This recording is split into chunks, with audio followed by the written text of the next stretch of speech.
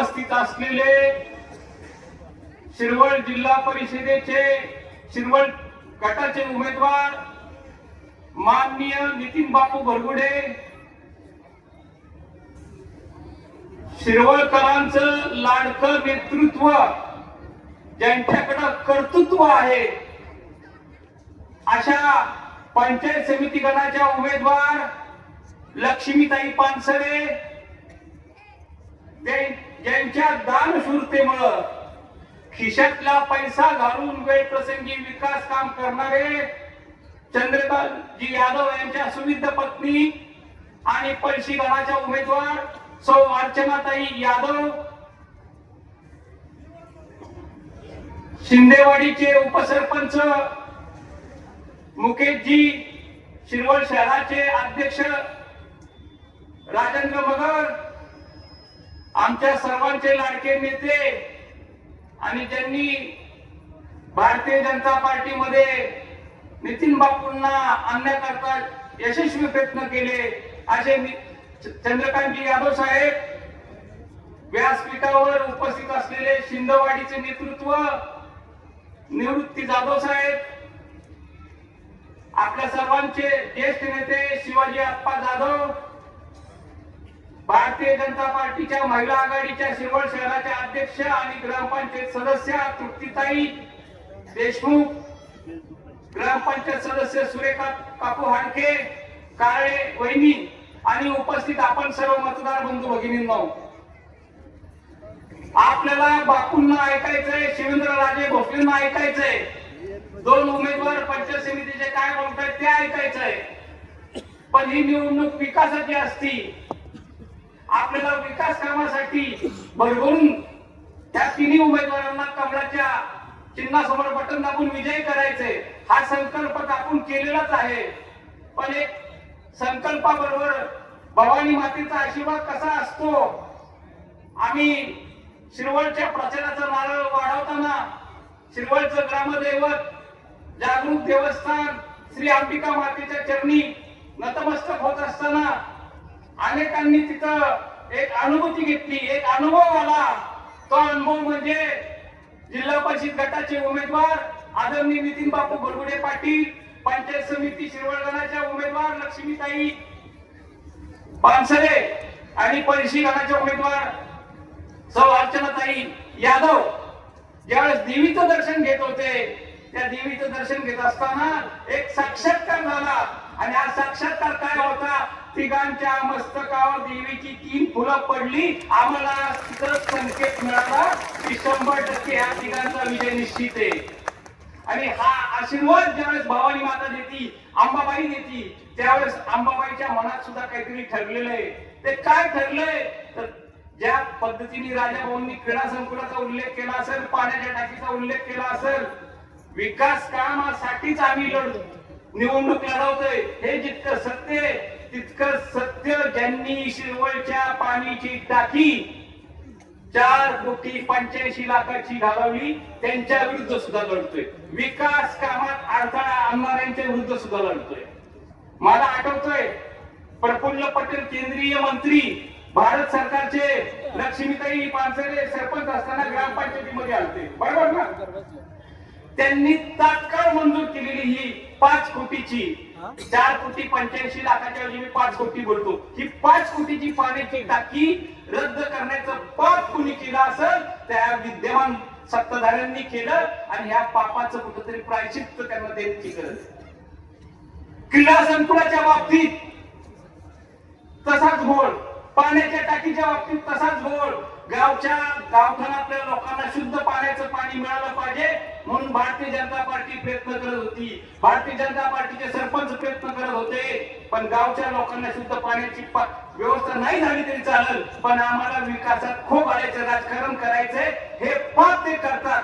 म्हणून ह्या पापाचा धडा भरायला लावायचा आहे, घडा भरायला लावायचा आहे. ह्यासाठी ही निवडणूक 5 कोटीच्या ऐवजी 20 कोटी बोलले. अरे त्याचं बजेट नाही. उद्याच्या सभेत कदाचित उत्तर देतील बापू ते, पण कुठल्याही प्रकारचा कागद डुप्लिकेट कागद करून आणतील, झेरॉक्स सुद्धा वाटतील, त्यांच्याकडे खोटं बोललं पण मिटून बोल ही सवय आहे त्यांची.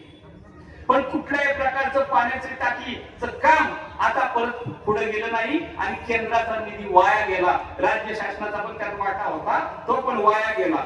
अशा पद्धतीने विकास कामांना खो घालणाऱ्यांना तुम्ही मत देणार का, असा माझा प्रश्न इथं उपस्थित असलेल्या शिरवळकरांना, शिरवळ जिल्हा परिषद गटातल्या प्रत्येक इथं उपस्थित असलेल्या सभेला आणि जी माझं भाषण ऐकतात, जिथपर्यंत आवाज जातो त्या प्रत्येकाला एकाच काम विकास कामात खोटा घालणं, हापापाचा मार्ग गपापाला म्हणणं, हे यांची सवय.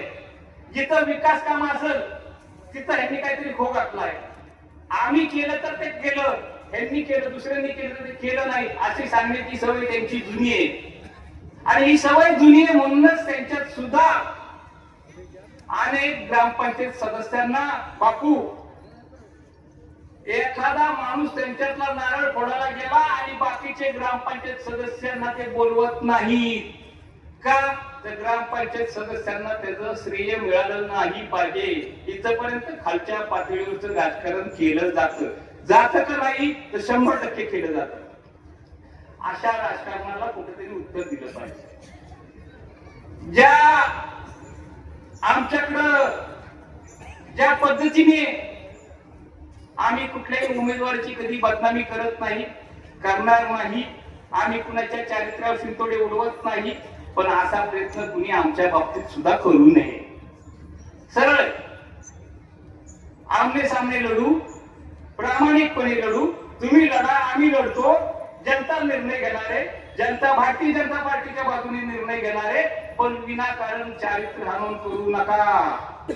आम्हाला सुद्धा बोलावं लागेल, त्यावेळेस तुम्हाला तोंड राहणार नाही, लपवून बसावं लागल. त्यामुळे ही मर्यादा तुम्ही सुद्धा पाळा. क्रीडा संकुलाचा विषय 2 कोटी भारतीय जनता पार्टीने मंजूर केले. विनोद आशिष शेलार क्रीडा मंत्री होते, आशिष शेलारांनी केलं. ह्यांनी नवीन प्रस्ताव आणला, कंपन्यांच्याकडून फंड घेऊ आणि 5 कोटीचं काम करू. आता 5 कोटी शासनानेच फंड द्यायचं ठरवले. आता 5 कोटीच्या ऐवजी 25 कोटी करू. कारण भारतीय जनता पार्टीच्या या क्रीडा संकुलामध्ये स्वर्गीय रवींद्र मामा पानसरे यांची भूमिका खूप मोठी होती. ते ज्यावेळेस उपसभापती होते त्यावेळेस त्यांनी ठरवलं होतं की शिरवळला क्रीडा संकुल झालं पाहिजे. पण रवींद्र मामांना विरोध करण्याकरता, रवींद्र मामांचं स्वप्न कुठेतरी थांबवण्याकरता क्रीडा संकुलाला विरोध. माझी इथल्या सर्व मतदारांना विनंती आहे, रवी मामाचं जर स्वप्न पूर्ण करायचं असेल तर क्रीडा संकुलासाठी जिल्हा परिषद सदस्य म्हणून नितीन बापू बोरगुडेंना निवडून द्या. पंचायत समितीसाठी लक्ष्मीताई पानसरेंना निवडून द्या. पैसे दरासाठी अर्चनाताई यादवांना निवडून द्या. आपल्याला विकास करायचा आहे. विकास करत असताना आपल्याकडे अनेक विषय बोलायचं म्हणलं तर खूप बोलू शकतो, पण काय संयम बाळा असा सल्ला भारतीय जनता पार्टीच्या सर्व वरिष्ठ नेत्यांनी दिलेला आहे. आदरणीय उमेदवार नितीन बापू बोरगुडेंनी तर जनतेला विकास कामाचं स्वप्न कसं सांगायचंय ते स्वप्न सगळं सांगणार आहे. पण हे स्वप्न सांगत असताना ज्या गोष्टी आहेत त्या गोष्टीचा जात सुद्धा आम्हाला तुम्हाला विचारायचा आहे. जवळपास 13-14 कोटीपेक्षा जास्त करणाऱ्या लक्ष्मीताई पानसरेंच्यावर तुम्ही अविश्वास का ठराव आणला, अविश्वासाचा ठराव का आणला? पण तुम्ही ठराव आणला, जनता आमच्या बाजूने कशी ती तुम्हाला सांगतो. तुम्ही काम करणाऱ्या माणसावर विश्वास आणला, जनतेने तुम्हाला परत तो फेटाळून लावला आणि पुन्हा एकदा लक्ष्मीताईंना सरपंचपदी विराजमान केलं. कारण जनता ही लक्ष्मीताईंच्या पाठीची, जनता ही भारतीय जनता पार्टीच्या प्रत्येक प्रामाणिक कार्यकर्त्याच्या बाजूने. ही लढाई विचारायची आहे. काल परवा पेपरला वाचलं, आमच्या श्रद्धास्थानावर हल्ला करू नये. अरे तुमचं श्रद्धास्थान कुठलं? आमचं श्रद्धास्थान श्री अंबिका माता आहे. आमचं श्रद्धास्थान हे छत्रपती शिवाजी महाराज आहेत. आमचं श्रद्धास्थान बाबासाहेब आंबेडकर आहे. आमचं श्रद्धास्थान सावित्रीबाई आहे. आम्ही ह्यांना श्रद्धास्थान मानतो. तुमची शक्ती स्थळ काय? तुमची शक्ती स्थळ काय? तुमची शक्ती स्थळ बिंगो लॉटरीच्या माध्यमातून संस्था उद्ध्वस्त करणारे तुमच्या जाहिराती देतात. देतात ना चक्री लॉटरी करणारे तुमच्या वाईमध्ये तुमच्या आराध्य देवताला स्पॉन्सरशिप करतात. ह्याचं उत्तर काय? अनेकांचे संसार शिरवळमध्ये सुद्धा उद्ध्वस्त झाले. आम्ही अभियान केलंय आणि अभियानात फिरताना प्रत्येक माई माऊलींनी सांगितलंय बापू, मी पत्रकं वाटली होती आणि पत्रकं वाटत असताना प्रत्येकाने सांगितलंय होय माझ्या पोराला बिंगोमुळं 8 लाखाचं नुकसान झालं, माझ्या पोराला 1 कोटीचं नुकसान झालं, मी 1 एकर जमीन विकली, मी 2 एकर जमीन विकली. असे अनेक उदाहरणं शिरवळ आणि शिरवळ परिसरात आहेत, आपल्या जिल्हा परिषद गटात. हे कुठेतरी थांबवण्याचं काम भारतीय जनता पार्टी निश्चित स्वरूपात करेल. उद्या परवाच्या उत्तरात येईल अरे सत्ता तुमची आहे तर आमचं म्हणणं सत्तेत तुम्ही सुद्धा वाटे करू आहात. आम्ही थांबवण्याचा प्रयत्न केला असले प्रकार तुम्ही तुमच्या आराध्य देवताला, तुम्ही तुमच्या श्रद्धास्थानाला, तुम्ही तुमच्या शक्तीस्थानाला सांगता वाचवा आणि ते वाचवलं जातं. का वाचवता ह्याचा जा विचार न करता ही निवडणूक आहे. आम्हाला सगळ्यांच्या संसारात सुख समृद्धी आणि भरभराटी आणायची. प्रत्येक घरामध्ये एक प्रकारचं चांगलं सामंजस्य वातावरण पाहिजे. नाही तर 18-19 वर्षाच्या पोरांना व्यसनाच्या आहारी आम्हाला पाठवायचं नाही. आम्हाला त्यांना सुसंस्कृत करायचंय आणि सुसंस्कृत शिरवळचा जिल्हा परिषद गट करायचा आहे. MIDCच्या माध्यमातून ह्या MIDC स्थानिक भूमिपुत्रांना न्याय द्यायचं काम जर कुणी करत असेल तर भारतीय जनता पार्टी करती. त्याचं एक उदाहरण मी सांगतो. लक्ष्मीताई पानसरे सरपंच होत्या. एका कंपनीच्या संदर्भात आंदोलन झालं, गाव बंद ठेवण्यात आलं. हे सगळेजण गाव उघडण्याचा प्रयत्न करत होते. आम्ही तिकडे कंपनीच्या समोर आंदोलन करत होतो. आंदोलन करताना ह्यांनी घुसखोरी केली. आम्ही ठिय्या तसाच चालू ठेवला. काही बरोबर ना? ठिय्या तसाच चालू ठेवला. ह्यांनी सांगितलं, कंपनी व्यवस्थापनाने सांगितलं यादव साहेब तुम्ही पण त्या कंपनीत फोन करता. त्या कंपनीच्या व्यवस्थापनाला सांगितलं बैठक आमच्या बरोबर होईल. आम्ही सांगितलं ज्या लक्ष्मीताईंनी शिरवळकरांच्या आणि शिरवळ जिल्हा परिषद गटातल्या शिरवळ शिंदेवाडीसह सर्व शिरवळ जिल्हा परिषदल्या गटातल्या आणि प्रामुख्याने शिरवळकरांच्या शिरवळच्या सरपंच होते म्हणजे शिरवळच्या तरुणांना काम देण्याकरता चर्चा आमच्या बरोबर होईल. चर्चा पहिल्यांदा आमच्या बरोबर झाली.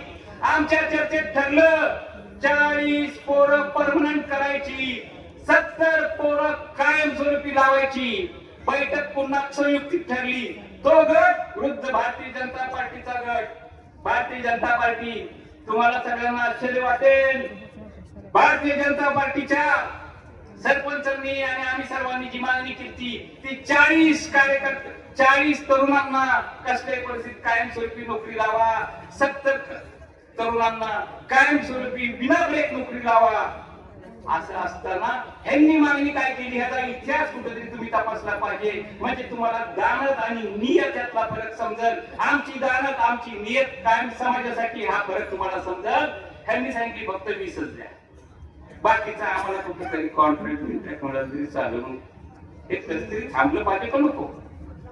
आपल्या भागात कंपन्या, आपल्या भागात सर्व काही असं असताना माझा स्थानिक भूमिपुत्र कुठं बाहेर नोकरीला जात असेल तर ते कसं काय? ह्यासाठी ही निवडणूक.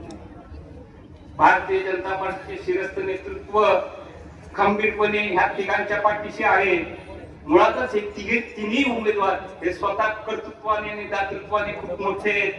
असं असताना जयाभाऊंचं एक वाक्य, काल जयाभाऊंनी जे आश्वासन दिलेलंच आहे, पण ज्या व्यासपीठावर आमच्या शिरवळ शहराच्या अध्यक्ष तृप्तीताई महिला आघाडीच्या त्यांनी एक लेटर पॅड जयाभाऊंना दिलं. त्या जयाभाऊंना लेटर पॅड दिल्यानंतर त्यांनी मागणी केली. त्या मागणीची किती रुपयाची मागणी? 1,79,00,000 ना? 1,79,00,000 तात्काळ मंजुरी करण्यात आली आणि त्याचं देखभाल दुरुस्तीचं पत्र ग्रामपंचायतीत पाठवण्यात आलं. अजून सुद्धा 1,39,00,000 निधीसाठी जी देखभाल दुरुस्तीची गॅरंटी लागती ती द्यायची दानत यांच्यात नाही. माझ्या पक्षाचा शहराचा अध्यक्ष, योगायोगाने ग्रामपंचायतीचा सदस्य, त्याच्या पत्रावर जर जयाभाऊ एवढा मोठा निधी देत असतील तर मला तुम्हाला एकच विनंती करायची आहे की पंचायत समितीचे सदस्य झाल्यानंतर लक्ष्मीताईंसाठी ते भरघोस मदत करतील, अर्चनाताईंसाठी करतील. आणि नितीन बापू तर जिल्हा परिषद गटाचे उमेदवार आहेत, जुने जाणते नेते, जिल्हा परिषदेचे उपाध्यक्ष राहिलेले, त्यांच्यासाठी किती रुपयाचा निधी करतील. जी स्वप्न आहेत शिरवळकरांची, शिरवळ जिल्हा परिषद गटाची, जी जयाभाऊंनी काल त्याची घोषणा केलेली, ती घोषणा तर 100% पूर्ण होणारच आहे. पण त्याचबरोबर काही घोषणा हे शिवेंद्रराजे भोसले करणार आहेत, त्याचा उल्लेख आदरणीय शिरवळ शहराचे अध्यक्ष राजाभाऊंनी केलेला आहे. पण माझी विनंती आहे की शिवेंद्रराजेच ही घोषणा प्रयत्न करतील, तेव्हा मी त्या विषयावर बोलणार नाही, कारण त्यांचा तो अधिकार आहे, आपली ती मागणी आहे. म्हणून मी माझ्या वाणीला विराम द्यायच्या अगोदर पुन्हा एकदा एवढीच एक विनंती करतो आणि एक साक्षात्कार जो तुम्हाला मगाशी सांगितला, देवीनी साक्षात 3 फुलं टाकून ह्या तिघांनाही आशीर्वाद दिलेला आहे. तिघांचंही चिन्ह कमळ आहे.